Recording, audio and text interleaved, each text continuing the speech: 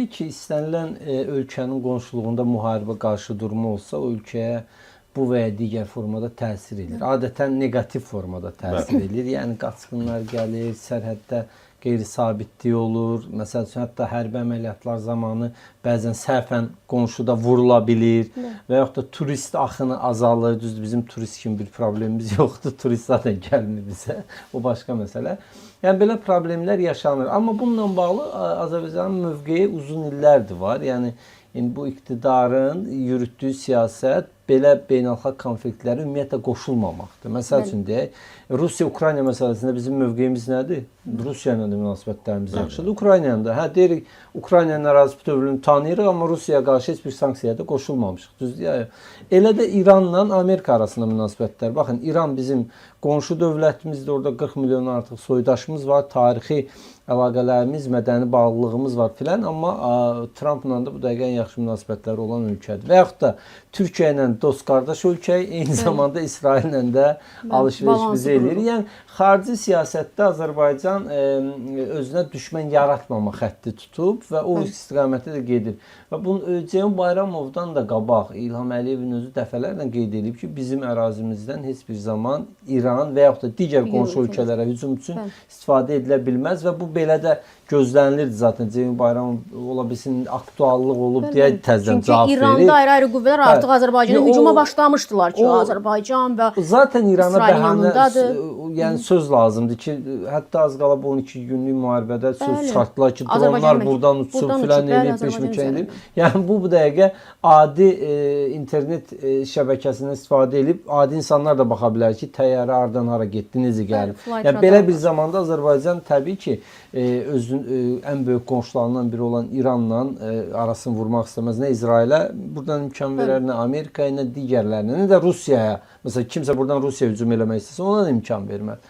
O baxımdan bizim belə deyək də İranla problemimiz olmamalıdır. Zaten onların Xarici İşlər Nazirinə deyib. İndi burada da başqa bir məsələ ortaya çıxır ki, niyə bu demək belə deyək də ötəli zərurəti yaranıb? Yəqin Əraqçı sual verib ki, qardaş, bəlkə bizdə xəbər var filan beşmiş. O da cavab verib ki, bizdə elə bir fikir yoxdur. Amma ümumən götürəndə mən İranın Amerika tərəfindən vurulacağına, yəni hücum olunacağına inanmıram. Hə, ola bilsin nöqtə zərbələri bir-iki yerə vurarlar, filan eləyərlər. Amma çünki iri miqyaslı və günlərlə davam edən bir müharibə gözləmirsiniz. Yox, təbii ki, niyə? Çünki baxın, bir Venezuelada nöqtə zərbəsi bir əməliyyat keçirdi də. Sonrakı plan nədir? Kimdir indi Venezuelanın rəhbəri? Həmin o adamın mavini, oğlu da orada, parlament də orada, rejim də orada. Yəni sən tam bu rejimi dağıtdın, vurdun Xamneyini öldürdün, lap yaxşı. İndi bir Xamney var idi. İndi hər əyalətdə, hər ostanda bir Xamney çıxacaq. Düzdür, hələ nəzərə alsaq ki, orada türklər var, bəluzlar var, ərəblər var, farslar var, region da böyükdür. İndi Aydın müəllim demiş, bir ucu gedir körfəzlərə, məsələn, Hörmüz boğazının axırı nə olacaq filan olur. Yəni İran belə asant deyil, elə getdim, vurdum. İranda dəyişikliyin yeganə mənbəyi daxildə xalqın özünün dəyişə bilməsidir. Kənardan İrana müdaxilə 47-ci ildə də olmuşdu. Rusiya SSR də girmişdi, İngiliz sonra çıxdılar. Amma nə oldu? Şah daxildən qacarları yıxdı, yenə daxildən. 79-da xalq qalxdı, Xamneyi gətirdi. İndi xalq qalxıb nəsə eləyə bilər, amma xalq da biraz ayıq-sayıq olmalı. Məsələn, Trump dedi, təyyarələrimiz yoldadır, ad yazın. Cəmaət getdi, oturdu bir icra başçılarının filanın adını yazdı ki, gələndə biz sizə göstərəcəyik. Sonra da məlum oldu ki, müxtəlif rəqəmlərə görə 3500-dən nə qədərə insan və hüquq mühafizə orqanları 500-600, bir 3000-də sadə vətəndaşlar qırıldı.